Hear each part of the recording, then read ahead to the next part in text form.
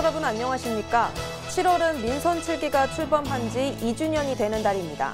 SK 브로드밴드 ABC 방송 파워 인터뷰에선 우리 지역의 시장들을 모시고 지난 2년의 성과와 또 앞으로의 계획을 들어보는 시간 이어가고 있는데요.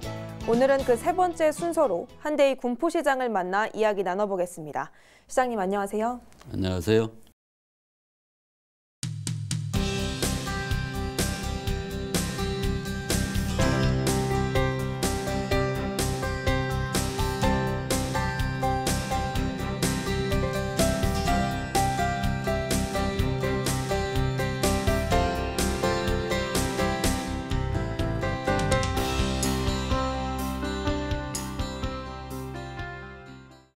우리 시청자분들께 인사 말씀 부탁드리겠습니다.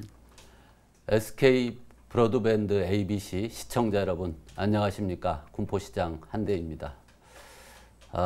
이렇게 시민 여러분께 안녕하시냐고 여쭙는 것이 무색할 정도로 지금 우리 군포시와 인근 지역에 코로나가 널리 확진자가 퍼지고 있습니다.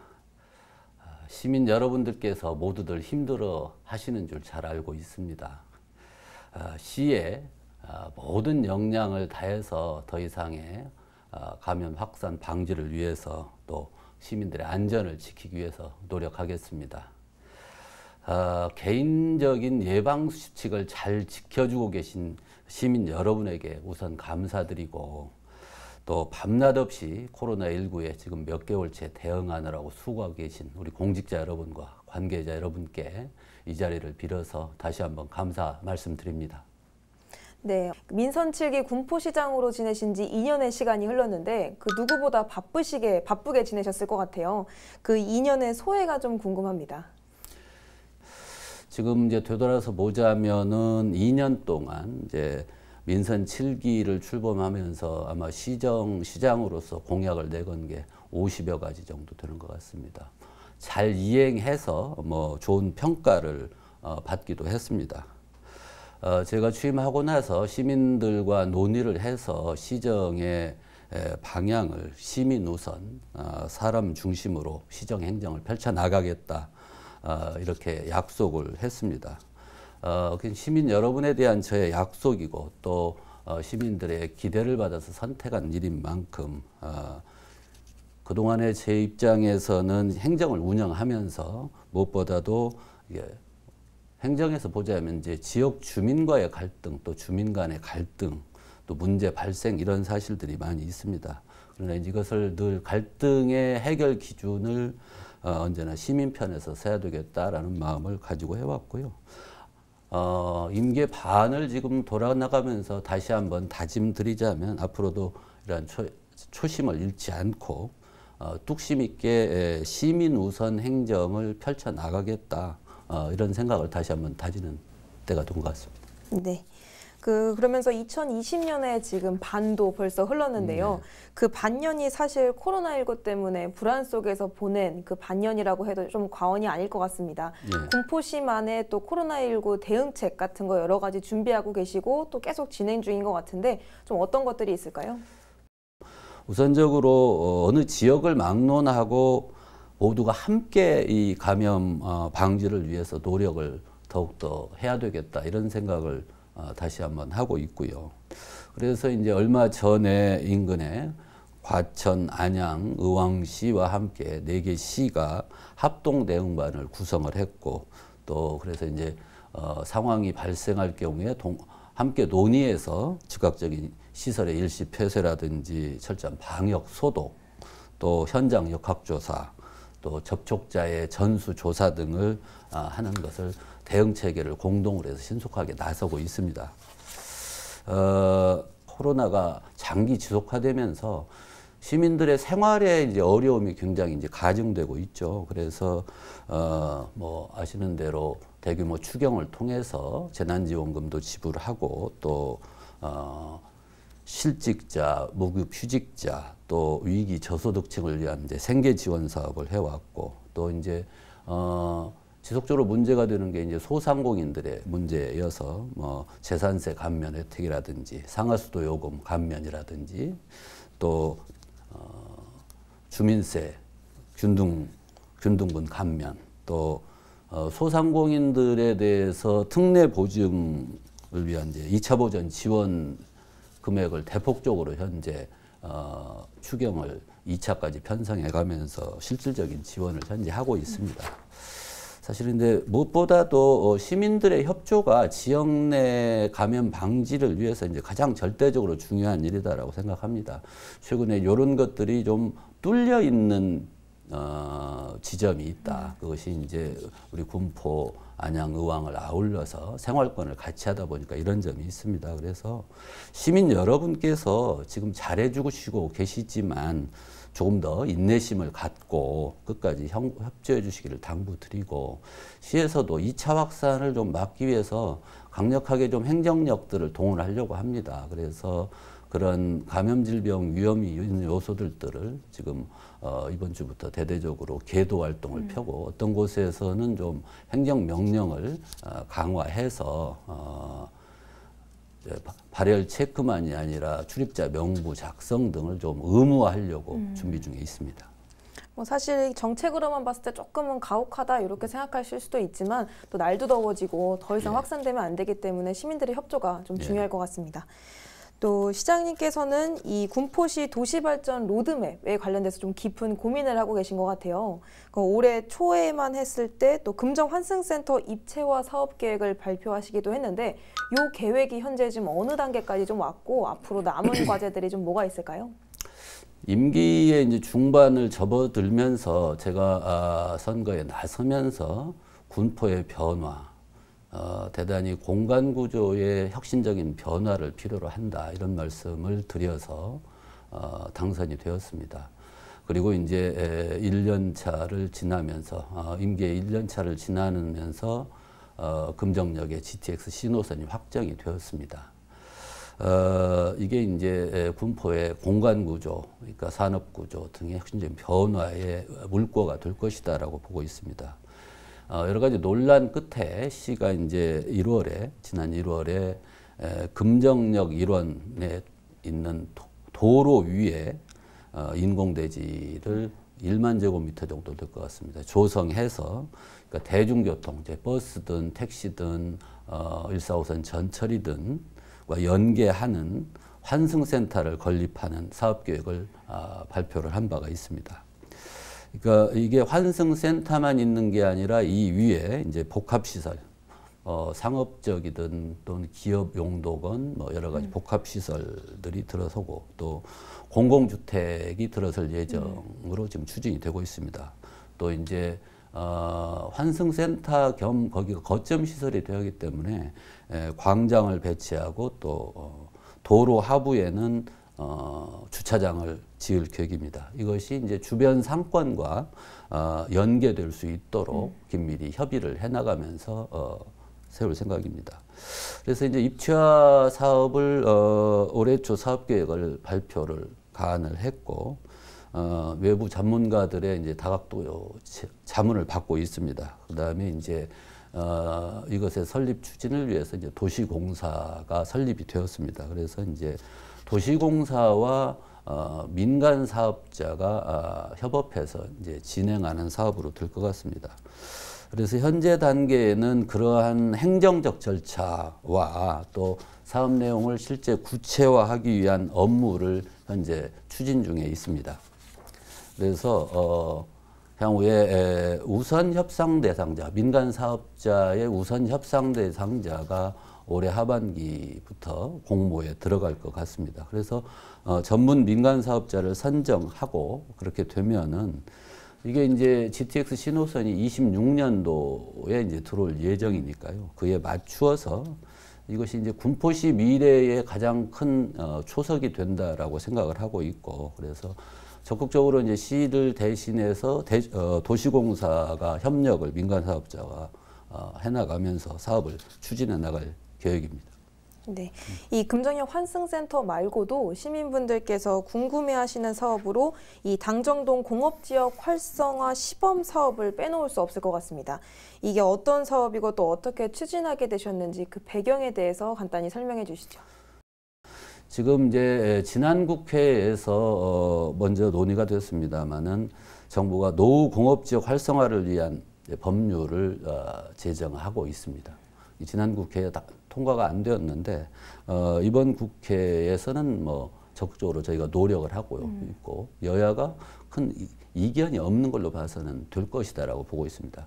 그와 동시에 이제 저희 당정동 지역이 이제 정부에서 추진 중인 공업지역 활성화 시범사업 지역으로 선정이 되었습니다. 그래서 이제 이 시범사업 지역의 개발을 두고 우리 군포시하고 경기도, 그다음에 한국토지주택공사 이 세 개 기관이 업무 협약을 체결한 바 있고 실무 운영 협의체를 운영해서 22년도에 착공할 것으로 예정을 하고 사업 추진을 하고 있습니다.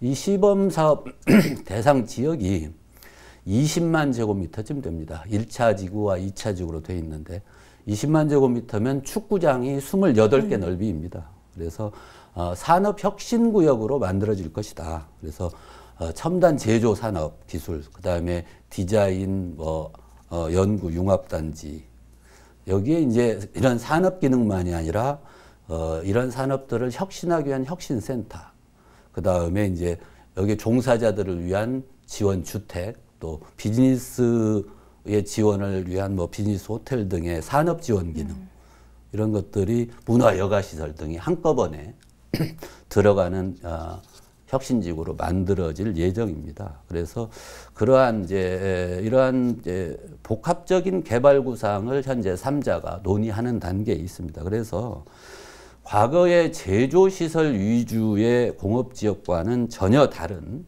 R&D 혁신 클러스터로 만들어질 것이다. 그것을 기대하셔도 좋겠다.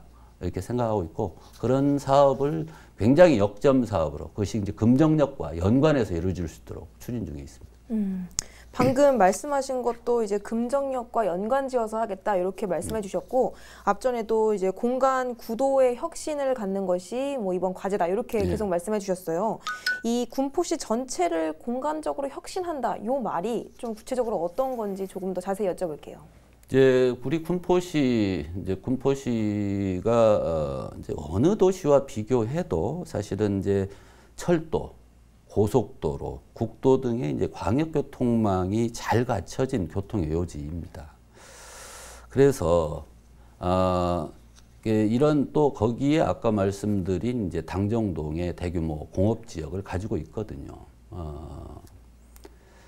70만 평 정도 됩니다. 총 평수로. 이제 이게 향후에 산업, 상업, 문화, 주거 이런 것이 포함된 R&D 혁신 클러스터로 개발된다면, 또 그것이 GTX 신호선이 정차하는 금정역 일원과 연계해서 개발된다면 군포시 전역의 공간 혁신이 이루어질 것이다.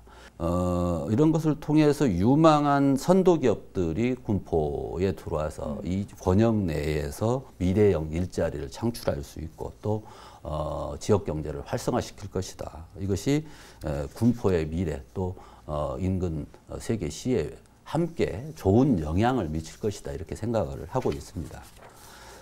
그래서 사실은 이제 이런 도시 인프라가 잘 갖춰진 지역이기 때문에 뭐 기업들이 올 만한 우수한 인력, 지금 기업들에서 제일 문제는 이제 우수한 인력이 먼 지방까지 가지 않는다는 데 문제가 있는 거 아니겠습니까? 근데 이제 여기는 수도권에 출퇴근이 가능한 거리 안에 있고, 그것이 속도를 통해서 거리를 대단히 단축하는 의미가 있기 때문에 좀 비유적으로 표현하자면 최근 20년 동안 이제 도시개발에서 산업, 융복합, 주거가 포함된 가장 성공한 모델을 뭐 판교다라고 얘기를 합니다.